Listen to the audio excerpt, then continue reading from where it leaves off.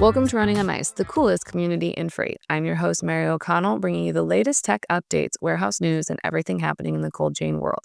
Not only is there the coolest show in freight, but there's also Running on Ice, a newsletter that could not be colder. You can subscribe to that on freightwaves.com/runningonIce.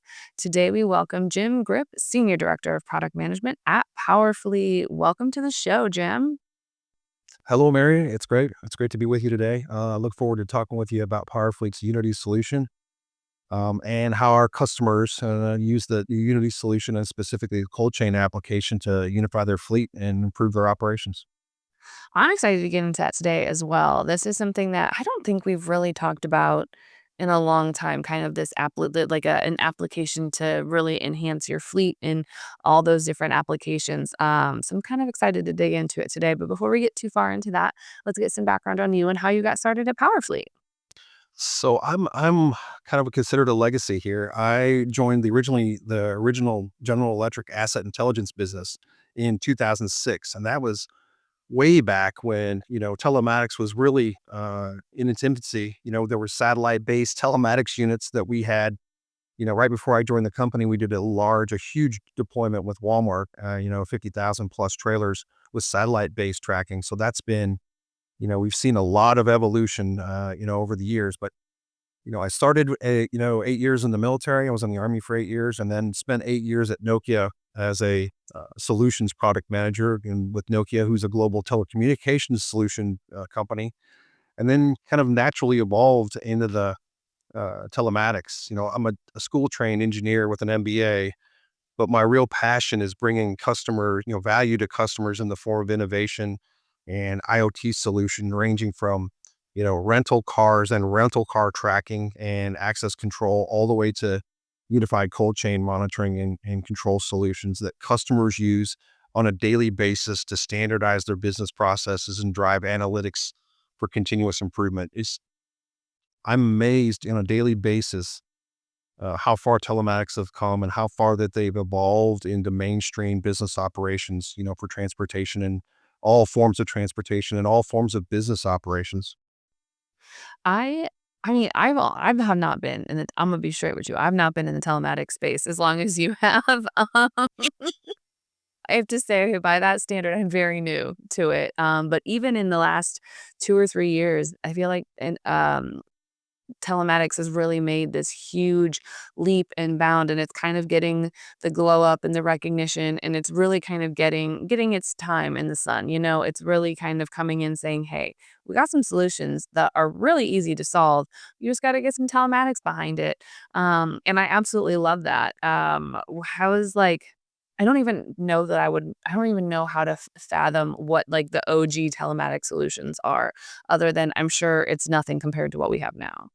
OG was dots on a map. I need to know where this trailer is at this time. I need to know, last week, did it go from here to here? Was it close to here? Was it close to there? Where is it? The driver picked up the wrong trailer and they've taken it to the wrong location. Where is it? So we can, get it back and get the commodity back to where it needs to be. Now it's real time driver coaching. Literally you're a driver in a tractor and you've got someone that can come online and talk to you in your phone and say, hey, you look like you're getting sleepy, or, you're driving too close to these people, or, too fast for the traffic conditions, whatever it may be. It's evolved so much. And it's, kind of the video game and the internet and all the evolution of, real time, uh, what am I thinking of? Clips and all kinds of Instagram and X, I guess now, but it's real time. Everything's real time, and the network, telecommunications and the analytics network has pushed out so far to the edge, and there's so much edge processing that customers need the data and need the telematics to be able to make kind of nuanced improvements now. They're looking for that next 5 or 10% where they were looking for 50% opportunities to make improvements. Now they're down to the 5 and 10% and they need the data to be able to drive AI models train them and re-verify them to be able to get those insights. That is one of the really cool things I've found across telematics is that because there's it exists for so many different things, right? You have like, your dash cam footage, you have harsh braking, you have everything that, your insurance company looks for to make sure that you're, driving safely and not, opening yourself up to risk. But then you also have like vehicle performance. So for example, like with reefer units, you can see that maybe the last 2 times this unit's gone out, it's maybe underperformed or been outside of a standard range. Or, okay, well, this one's, turning through something faster. So we're going to need to get it in to service it earlier. And that is reducing, breakdowns and possible waste and claims as a result of it too. And so to see it applied in so many different aspects is so cool, especially because, like you said, it started out as just, I just need to know where this trailer is. I think you've got some background as a dispatcher and in different, different transportation management and stuff, and it makes such a huge difference. It's all about risk mitigation in a cold chain operation specifically. You've got about 4 hours from the time that that trailer refrigeration unit stops working to the time that that load is gonna get too warm or too hot or whatever it may be, and you're gonna lose the load. You've got a 4-hour window to get it fixed. Either deliver the load to the nearest warehouse or the nearest store or wherever or cross-docking facility, or fix the refrigeration unit, or, do you change your delivery, order to try to deliver some, the high value, commodities first, but you've got to put a game plan together as a dispatcher and a fleet manager and start the stopwatch and start counting that down. And that's where the telematics and the analytics really have such a big play. We've Powerfleet, even as part of the Unity, the overall Unity cold chain solution, worked with customers, and we've got a long history of working with customers to provide and drive value. We worked with them to set up an automatic escalation module where, there's an alarm on the refrigeration unit, critical alarm on the refrigeration unit, and the dispatcher puts together a plan. They submit that plan into the Unity ecosystem. The manager then can see that. And if the issue doesn't get resolved in a pre-configured period of time, typically an hour, then it gets escalated. And there's histories there, the issues there. So every chain of management then ultimately can get involved if they can't be solved in the right amount of time. So that's where taking it from a simple dots on a map to a fully integrated cold chain management and control solution provides that added value to customers because they just wouldn't be able to do that. You can't keep up, with the 5,000 trailer, cold chain fleet, which is not atypical. Some of our grocery customers have 5,000 plus refrigerated trailers that they run on daily routes. You can't No dispatcher can keep up with, they have about maybe 6 or 8 regions. No dispatcher can keep up with, 500 to 1,000 trailers and identify the issues in the system. They've got to have systems that present the issues to them and control and monitor and manage the resolution to make sure things get fixed. And that, specific solution that I was talking about even has a documentation and a feedback loop. So then managers can go in and do corrective actions like root cause and corrective action analysis and say, oh, we've got to start, doing whatever more preventative maintenance in this region, or now it's getting warmer in northern Arizona. We have to start doing this or that differently, to handle that. Maybe top off the fuel tanks every day versus every 3 days to handle those added risks and manage that risk to make sure it doesn't become a big issue. 1,000%. And I want to get into that solution, but first, you guys recently were named like this is like a humble flex. Have for you guys. You were recently named a global leader in cold chain. And it's not like you guys just said we're a global leader because we're cool. It was literally by a third party. So ABI Research has recently named you guys a global cold chain leader. So, first of all, how does that feel? Like, does that be like, oh, we're justified, we're doing the right thing, we're making the right steps? And then also, what were those aspects that ABI Research was looking for that ultimately led you guys to get chosen? So it's always appreciated to be recognized by an industry analyst as the number one global leader in the cold chain monitoring solutions. And especially because we were compared as part of the submission and the interview process, Powerfleet was compared to other global and leading, cold chain solution providers, right? It wasn't just a stamp. It was a very subjective analysis. There was a where we were evaluated, on our original submission and then interview follow-ups on things like innovation and development in operations and technical criteria. So they really, did a good job. ABI did a good job of kind of really evaluating the total solution and how it would be put into, to business operation and what the value is going to bring. So it was, I was part of that team that developed the response and then responded to the interviews and be able to provide additional information back. So that's pretty special. It takes a committed effort to a solution, a telematics solution, in this case, cold chain, to have the technical resources, but also have the customer service and have the deployment and installation and the troubleshooting and the operations resources and documentation and process to be able to make very, very large cold chain customers successful deploying those products. So it was a very nice industry recognition. I feel like in the middle, because these interviews and this whole process sounds very intense, so I feel like in the middle at some point in time, I would be like, "Man, do we really wanna keep doing this? Because this is exhausting." But obviously, the recognition at the end is worth it, but in the middle of it, sometimes you gotta be like, "Man, okay." But it really, as a product manager, I appreciated it because it really helps you sit down and go, "Oh, this is the total, evaluation. This are the things that are critical to end customers and end users of the system, right? You've got, kind of with any solution, you've got a buyer, you've got a maintainer, and you've got a user. And I think we do a great job of addressing all the concerns and all the requirements across all of those through kind of three different classes of customers. We're going to work with the CTO, we're going to work with the CEO and the COO to make sure that the solution works well. It's priced well, it deploys well, and it operates really well. But we're also going to, to focus on the dispatcher to make sure that the system's easy to use. It can be integrated, it can be maintained, and it provides the solution across the full continuum. So that process of kind of someone, it's what's inspected, not what's expected, is kind of in management. And when somebody really starts to look at exactly how you're doing things and ask you these critical questions, and you're able to answer them in a really competitive fashion and ultimately get recognized, it kind of closes the loop on that whole product, innovation and development and deployment process. That's gotta be really nice too, to just be like, "We are doing the right thing, we are servicing people." So speaking of this product, this magical product that you guys have, you've alluded to it a little bit, but let's dive into it. You guys have Unity. Do you mind breaking it down for us, kind of saying what the solution is? I know you kind of brought it up a little bit already, but what are we looking at when we have Unity here?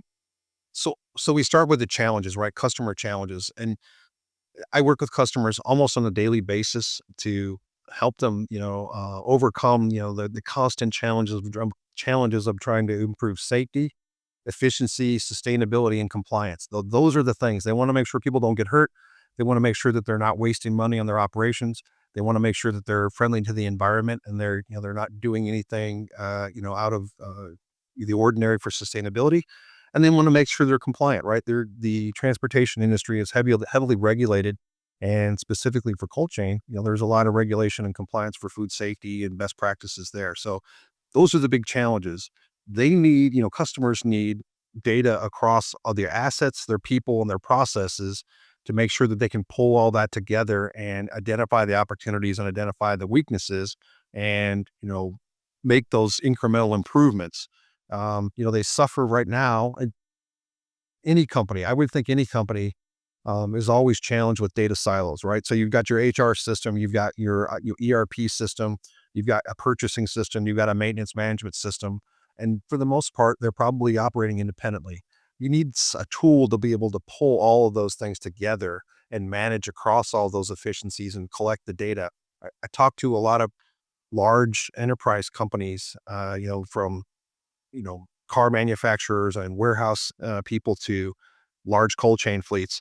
And it's not overly complex and it's not super challenging. It's just hard to get people thinking in that process excellence, mindset where they have cross-functional teams. Businesses are starting to put together cross-functional teams and drive process excellence to make sure, look, we're not duplicating data. We're not, having too much manual effort and error to synchronize all these systems. So those are the big challenges. Unity solves those challenges through, integrating the data, ingesting data from different data sources. We have multiple customers that say, look, during COVID, there were, electronics shortages, and I couldn't purchase all of my telematics gateway devices from one customer or from one vendor. I had to go to 3 or 4 different vendors now to get, my total fleet, with telematics deployed. And I didn't want to put a piece of rolling stock in the fleet without having telematics on it. But now, post COVID, I've got 4 different telematics providers. You got to help me pull all that together. And that's where we're really, really, Powerfleet is really good at doing that. We're data agnostic. We'll take data from a device. We'll take data from a back office. We'll take data from a business system. We'll take it from third-party data sources like weather and traffic and different sensors, even integrations with, fuel card providers and, maintenance management software system providers to be able to help customers pull together. Their fleet and transportation-based companies. They don't want to be IT companies. They don't want to be, software developers and that kind of thing. They're looking for vendors that can pull it all together. So that's where Unity does a great job of pulling the data together, harmonizing it. And harmonizing is a big word. You alluded to a little bit earlier, saying let's keep the jargon down. But harmonizing is simply just making all the data look the same. So when it comes out on the other end, you can compare, a beginning of drive message from one telematics provider with a beginning of drive message from another telematics provider to make sure you got a single pane of glass and a single set of fleet management rules across all of those different vendors, and it all looks the same, and the data's all this normalized and it's the same. So then you can use that data to train your AI models and develop your advanced analytics and identify those efficiencies across the entire fleet. That's the hard part right now, is making it all look the same and act the same. So then it provides the same predictive analytics and analytics and data to be able to drive the insights. I think that's something that's really important because, as someone who is on the operation, like if you have someone that's on the operation side, they aren't good. They have 4 different providers for an IoT device or whatever. They don't want to log into 4 separate platforms just to find out where their problem children are. Because for the most part, if I'm in operations, I don't care. This sounds bad, but I promise it's not bad. For the most part, I don't care about those that are pick up, deliver, no problem. I really don't care about those because I don't need to see those. I want to know who's falling outside of temperature, who's late for a pickup, who's late for a delivery. I want to know those exceptions so that way I can work the exceptions. Because as you mentioned, there's an AI component and you're teaching AI.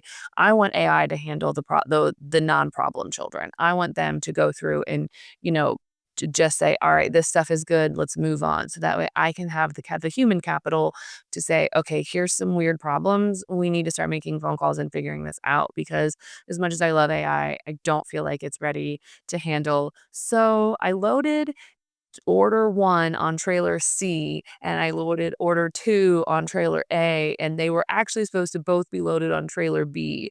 And so, I don't feel like AI is quite ready for that yet. You're exactly right. When I'm not comparing, transportation industry to the air traffic control. But that's the key about air traffic control. You look at the screen and you got all the airplanes at your airport in one picture, so you can see where all any issues are. It's exactly the same thing. You've got to be able to see, have the same set of rules to see the exceptions and float those exceptions to the attention of the people that are going to manage them and resolve them.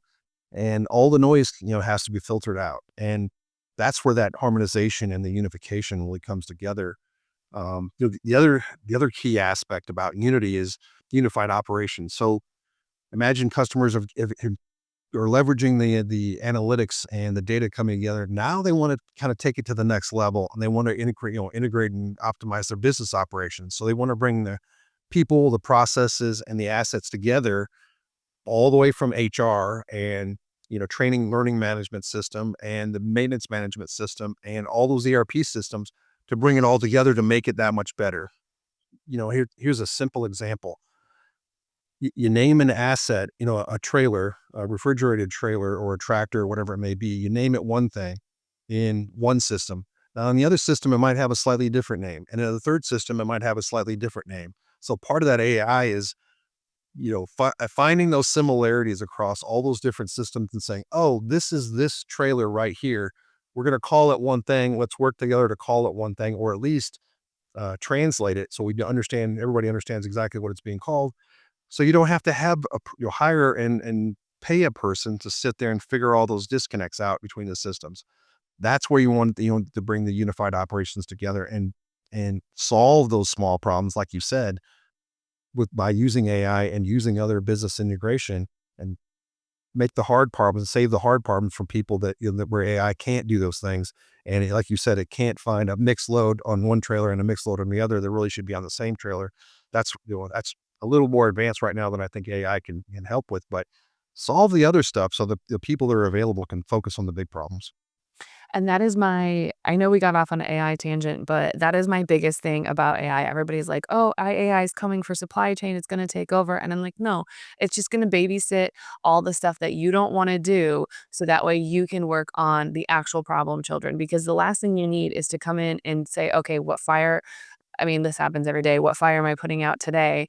And you wanna find the biggest blaze to start the day. You don't wanna worry about these little, not even embers down here that are just going. Like, you don't wanna worry about that. And when you had the example of a trailer that's named 3 different things in every system, I wanna say that I've never heard of that before, but as someone whose job it was to look up trailer names and give them the name for each one, thank you for coming up with a solution for that because that is a painful job. It happens. It's again, the problems aren't super tough. They're just the scale is so big that you can't get your hands around them, and they're relatively simple. If you put and then these are problems that you solve once as part of the integration, and then the ongoing checking. Monitoring is a big piece of Unity and our unified operations too. We got to make sure the data's correct and make sure that the systems are exchanging the data and it's operating as it's supposed to. So we do a good job of putting in monitors to make sure that the business processes and the integration process are working optimally. One example, we work with a in warehouse forklift access control on our side, and we're pulling in human capital management, HR system data for operators. And we've got a listener on this data feed that just basically says, hey, when I see a new operator, suck all that operator's data in. When I see that an operator isn't in the daily data feed, suspend their account and turn off their permissions, because we know that they're either, they were on maternity leave, or they left the company, short term, or they're never coming back, but they shouldn't have access to the equipment if they're not in the data feed. So taking simple processes and really driving all the value out of them is part of the unified operations that Unity provides. And, it sounds simple, and it is relatively simple, but you've got to make sure you got processes that handle all those things and handle them at scale to, like you said, solve the small problems so the big problems, really emerge. That is some next level thinking ahead, and I absolutely love it. But Jim, we are coming to the end of our time together today. But don't worry, because we're going to hit you with the hardest question of the day. Okay. Um, and it's a question that everybody comes on the show has to answer. So, Jim, is cereal considered a soup? Cereal is not considered a soup. Yes. Mm. That is the right answer. Not that there's a wrong answer, but there is. And that's it. Because it's on its own aisle and it's just not it. You're in a whole different mood for one versus the other, right? Soup is in Yeah. the end of the day, cereal's in the beginning of the day. Then you can eat cereal at midnight or at lunch, but you're just, they have different meanings to me. Exactly. Like you can use cereal as breakfast or as like a snack if you want. Like the amount of times I've eaten Frosted Flakes as a snack is far too many to count. But I've never just been like, "Ooh, let me get a snack of soup." Literally never once. Exactly. Exactly. All right, Jim. So if someone wants to question your cereal as a soup solution, or if they want to pick your brain about maybe setting up some processes or anything you guys have going on over there, where can they find you outside the show? They can find me at Powerfleet. They can either go to the Powerfleet website and open a case there, a support case there, or they can email me directly at GRIPP at powerfleet.com. Awesome. Thank you so much for joining us today. Thank you. It was much appreciated. You can catch other episodes of Running on Ice right here on YouTube or anywhere else you get your podcasts like Apple Podcast and Spotify. Need more Running on Ice news? No sweat. Subscribe to the newsletter on freightwaves.com/runningonIce. See you on the internet.